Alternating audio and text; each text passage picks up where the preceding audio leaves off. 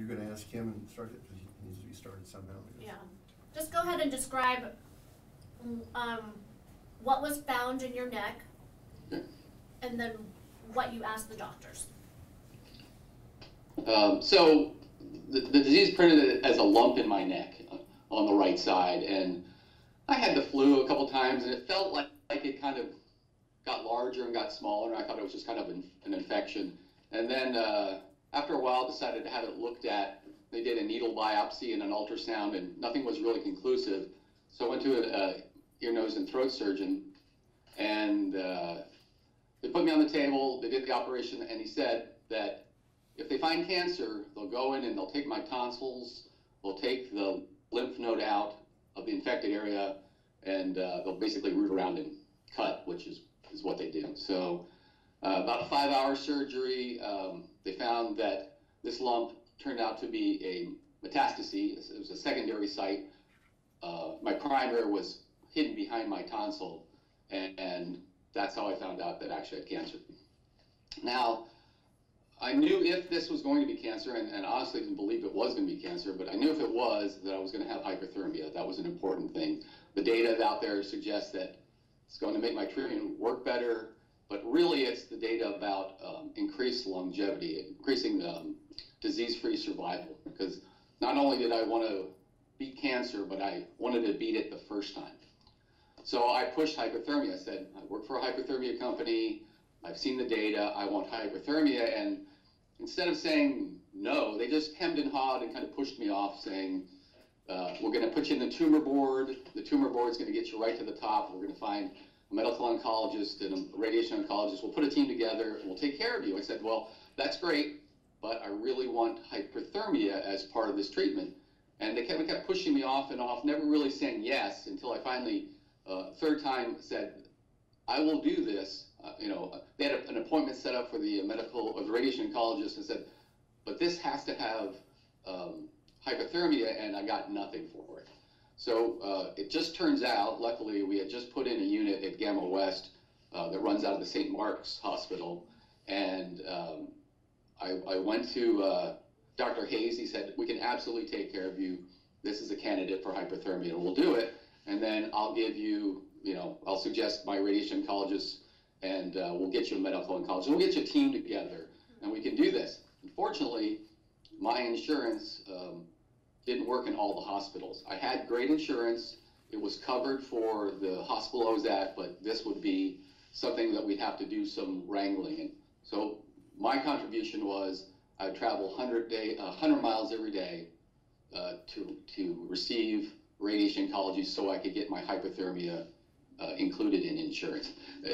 Hypothermia is covered in insurance. It was just this hospital sections where we had to do kind of a match game with all the services. But I also chose to do chemotherapy, which is the standard adjuvant for radiation therapy.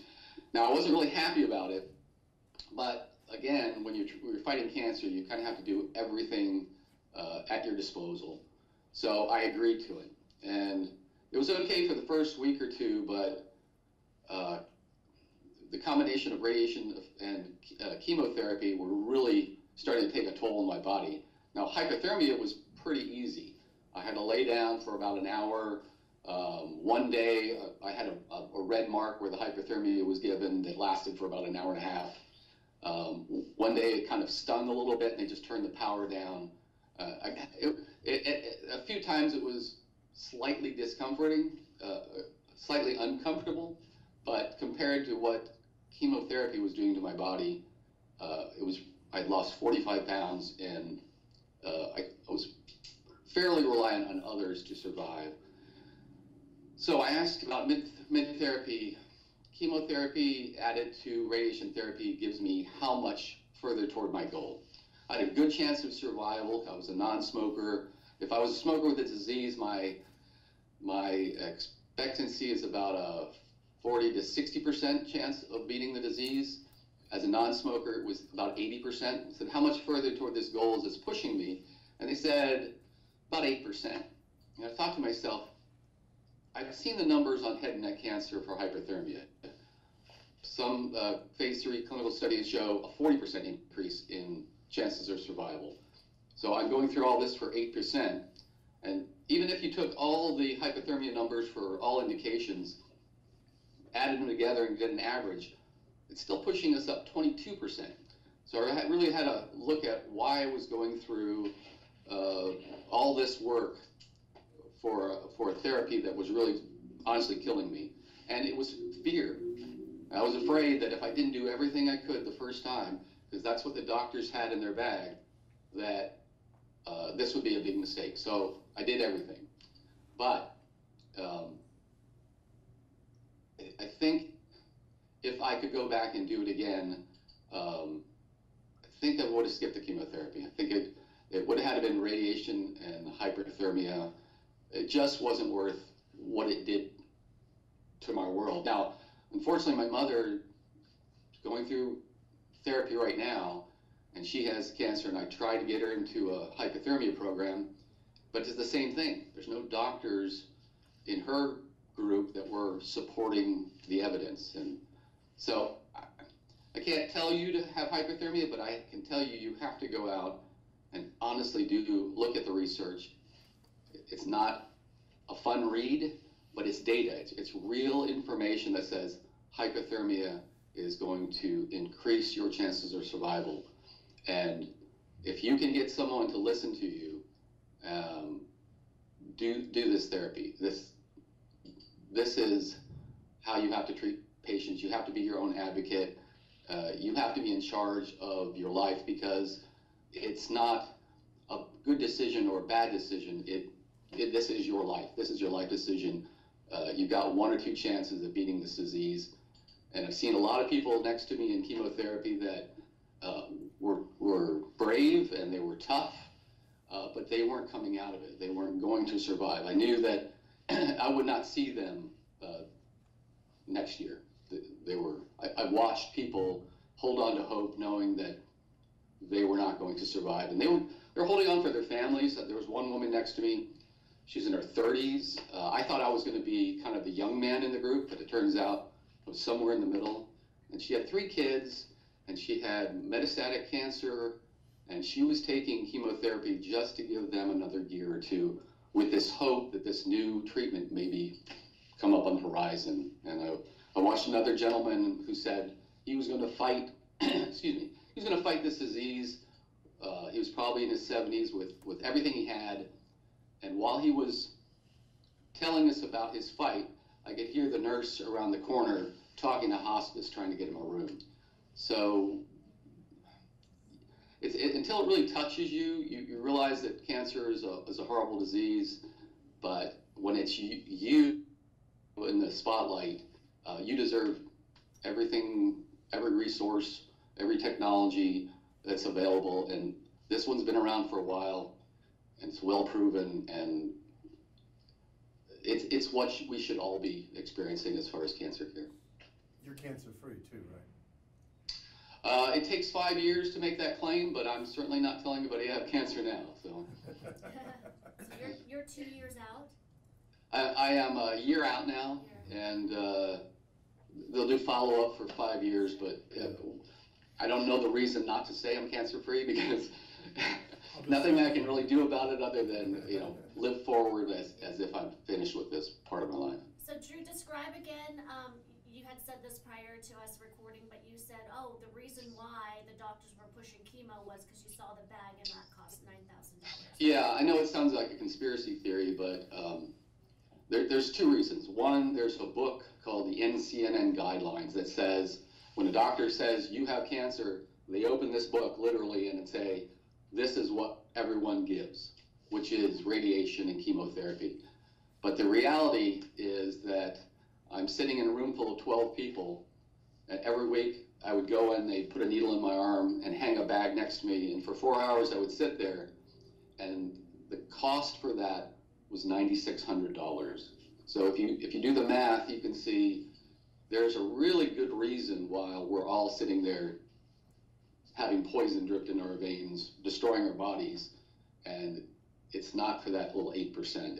It's because there's an entire business structure built around it. So how many treatments of chemo did you go through? I was supposed to do 6, shot. At 5, I gave in. I could not handle one more. It is the most devastating, because I tried to convince myself I'm not sick, because cancer really is your body producing cells like it does. It's just doing it kind of out of control. But I'm injured. Radiation injures your body. Chemotherapy injures your body, and you're trying to survive the constant injury to it. Hypothermia is fairly low toxicity to no toxicity, meaning the healthy cells accept it as a fever, and the cancer cells treat it as dangerous territory, and they're destroyed by it. So you're not pummeling your body with injury when you're getting hyperthermia, where chemotherapy doesn't know the difference between cancer and fast-growing cells, so it just goes after everything, and that's really what knocks you down. So you went through chemo, radiation, and hyperthermia all at the same time? Correct. So every day, every weekday, Monday through Friday, for 7 weeks, I'd have radiation therapy. Once a week, it turned out I think it was Fridays, I'd have chemotherapy, and then twice a week, I would have hypothermia.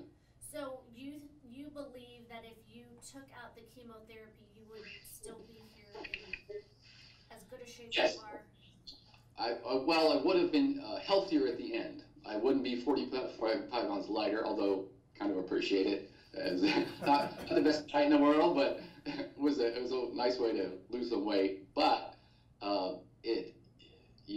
you are at the end. You know what it feels like to be at that line that says, this is me living and this is me expiring, and that one little footpath cross of that line and you will not be here. So And that's how what do you convince other people that chemotherapy was unnecessary? Well, it's not unnecessary. It happens to be a very old formula that nothing better has come along. So for blood cancers, for non-tumor cancers, you need chemotherapy. Like my father had non-Hodgkin's lymphoma. There's really no way to attack that other than chemotherapy. And the people next to me, the one woman had metastatic colon cancer, and she had cancer in other places, and they weren't trying to cure her. They were just she was just willing to go through that to survive a couple more years for her children. But specifically for your case, though, how would you convince other people, because it was a tumor, because it wasn't a blood cancer? Well, here are the things. If it's a solid tumor and it is reachable by hyperthermia, we know that it will kill it. We know that it will help radiation therapy work better. We know that it will increase the therapeutic dose of radiation, and we now know that on average you will live